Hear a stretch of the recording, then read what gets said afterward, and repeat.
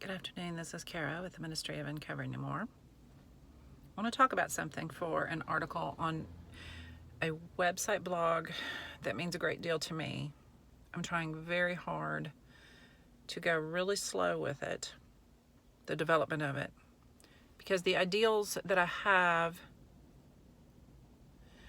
about this blog have to do with concepts that have been around since the inception of this country, and we're still having trouble with white supremacy, and my skin is white, and I'm a woman too, which ain't cool necessarily. I have reminded my YouTubes and my writing across many blogs for quite some time that women did not get the vote until after black men even got the vote. And that is an extremely confusing thing, because black men, oh my God, I could just get sick to my stomach and start crying right now how they were treated, and black women, just in this country, much less elsewhere. And so again, it's really convoluted, and I'm just needing to be hippie girl 1966, where a lot of us, we have a choice. We either are lackadaisical about the suffering of the past, or we are mindful of it, try not to let us or the people around us go down too far in the hard that has happened, and look up at the beauty. And the past 4 years with Donald Trump in the White House, we could not do that. He is a hater. He body shames. He groomed his own daughter to be a sex toy. He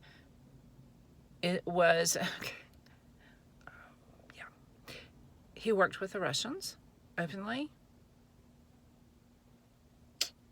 Republicans too. I mean, Mitch McConnell right now, they're dealing with the filibuster.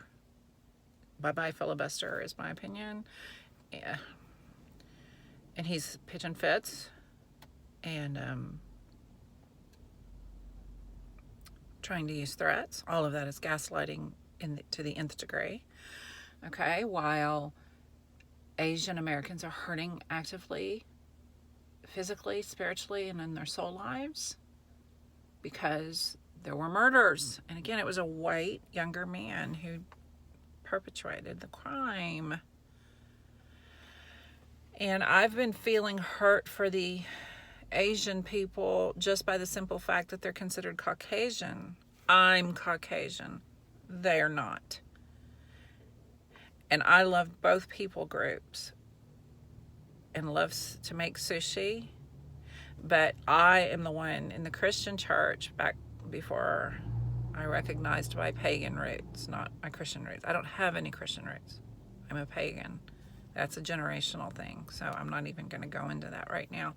But we had some dear friends, and it was a Caucasian mother and an Asian from China father. And they had beautiful stories because they would go to China to his family and stuff. Well, they came to Austin and cooked for our family. We had the best time, and we're talking, that's real food, Asian. His name was Paul, is Paul. Wonderful man. So that's my Asian experience. I want to go to some more Asian places in Austin, possibly travel to Houston at some point, that kind of thing, because I just appreciate their societies, but also recognize that there's persecution and stuff in other countries. And that's what I'm going to talk about here. Torture, verbal abuse, the word persecution.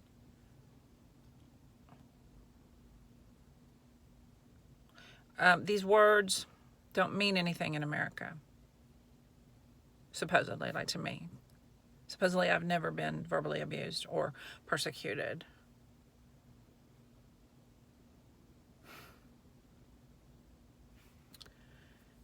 Okay. I have been verbally abused. I have been body shamed. I have been lied about. I have been betrayed. I have over and over and over again shown people love when they had every intention of using me, controlling me, or just had to stop caring because the cyclical issues kept going. But people in the Christian church are very good at getting what they want, leaving you to pick up the pieces. But since there was no crime committed, even in the soft Christian world, you get to take the fall.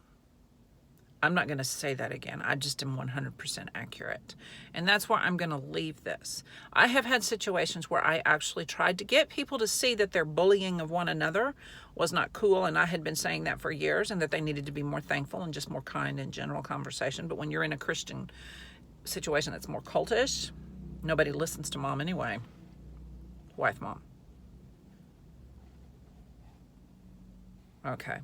So that tells you what I've been doing the past 13 years is reteaching everybody around me.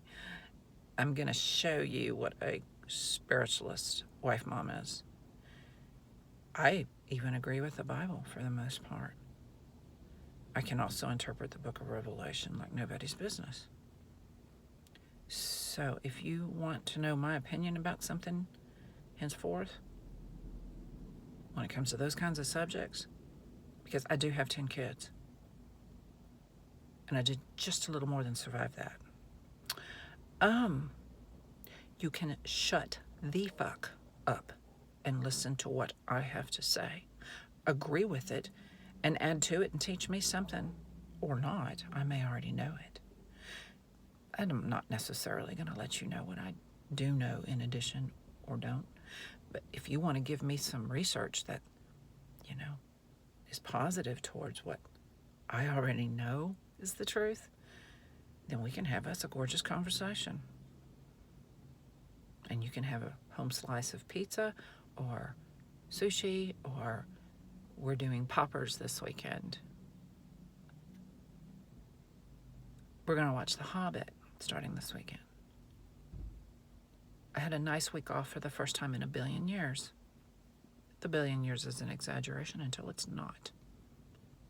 This is Beaty-Coffey of the Ministry of Uncovered No More, so whatever.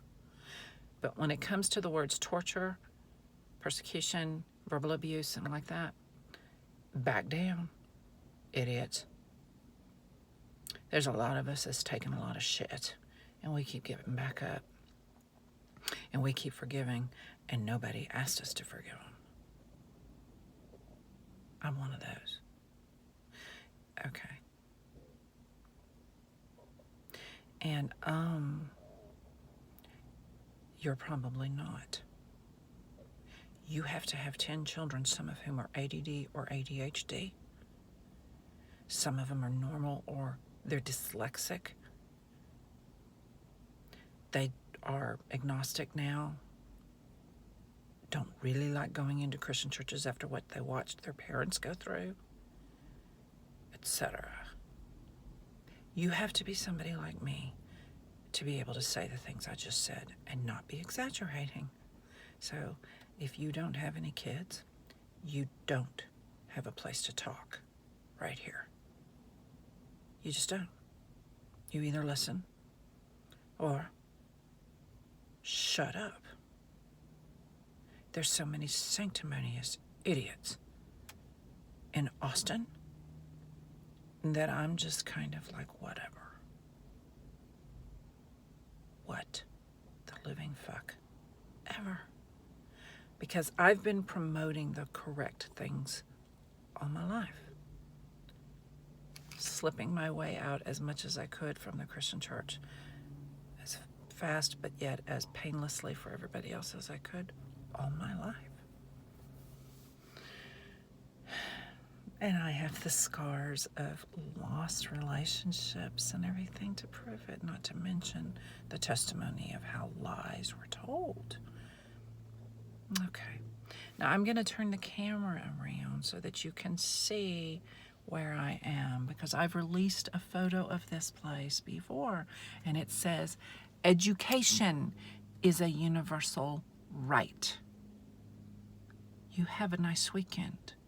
And so will I. And let's be kind in Austin. Thank you for your consideration. Signing off. This is Beaty-Coffey of the ministry